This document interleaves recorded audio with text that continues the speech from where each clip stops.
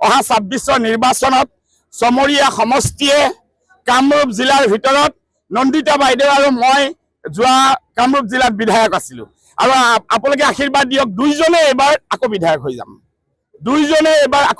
যাম অলপ ঠাইটো ইফালে সিফালে হ'ব খালি আৰু আমাৰ প্ৰচেষ্টা কামৰূপ জিলাত আমি ডাবল ডিজিট আমি দুটা যোৱাৰ উপৰি আৰু দুটা যাতে আমি লৈ যায় ৰাহুল গান্ধী গৌৰৱ গগৈ জিতেন্দ্ৰ সিং ছাৰৰ হাতত হেণ্ডঅভাৰ কৰিব পাৰোঁ আৰু এই বৃহত্তৰ অঞ্চলত এতিয়া চমৰীয়া সমষ্টি 11টা পঞ্চায়তে আৱৰি আছে গৰৈমাৰী ব্লক আৰু 8টা পঞ্চায়তে আৱৰি আছে চমৰীয়া ব্লক ইয়াত বহু কাৰ্যালয়ৰ অভাৱ মোক বহুতে কৈছে আমাক ইয়াতে ছাৰ গভৰ্ণমেণ্ট অফিচসমূহ যিহেতু ডিলিমিটেশ্যন হ'ল বহুখিনি অফিচৰ কাৰ্যালয় নগৰবেলাত থাকি গ'ল আমাৰ জুৰিডিকশ্যনত বহুখিনি অফিচ নাই এইবিলাক বিষয়ে মই জ্যেষ্ঠসকল আলোচনা কৰি আছোঁ আৰু এইবিলাক বিষয়ে তেওঁলোকক মই জনাইছোঁ এইবিলাকতো আমি চম্ভালি ল'ম য'ত যি আছে মানুহৰ সমস্যা মানুহক আনন্দত ৰখাই আমাৰ কৰ্তব্য ভাৰতীয় জাতীয় কংগ্ৰেছে মানুহৰ হৃদয়ত থাকিবলৈ বিচাৰে ভাৰতীয় জাতীয় কংগ্ৰেছে সকলোকে লৈ চলিবলৈ বিচাৰে ভাৰতীয় জাতীয় কংগ্ৰেছৰ সভাপতি গৌৰৱ গগৈ নেতৃত্বত আমি এক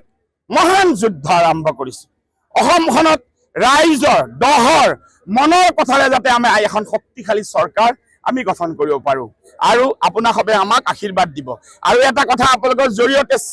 চিঞৰি ক'বলৈ বিচাৰোঁ চন্তলীবাসী ৰাইজৰ যোৱা কালিৰ পৰা মই যে আকুণ্ঠ মৰম পাইছোঁ কোনোবা এটা চক্ৰই তাক চন্তলীৰ এটা ভাৱ এটা বিনষ্ট কৰিবলৈ এটা প্ৰচেষ্টা লৈছে তেওঁলোকে নিশ্চয় সেই সকলোকে চন্তলী ভাল নাপায় আৰু মই আজি আহি যোৱাকালিৰ পৰা মই যোৱা নাই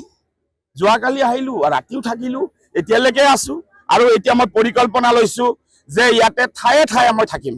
মানুহৰ বহুত অনুৰোধ আছে মোৰ ওচৰত তেওঁলোকে কয় যে ছাৰ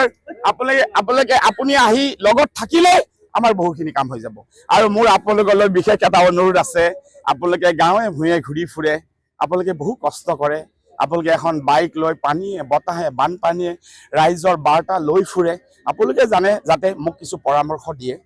যাতে মই এই ঠাইটোক অনাগত ভৱিষ্যতত শক্তিশালী ৰূপে ৰাইজৰ পক্ষত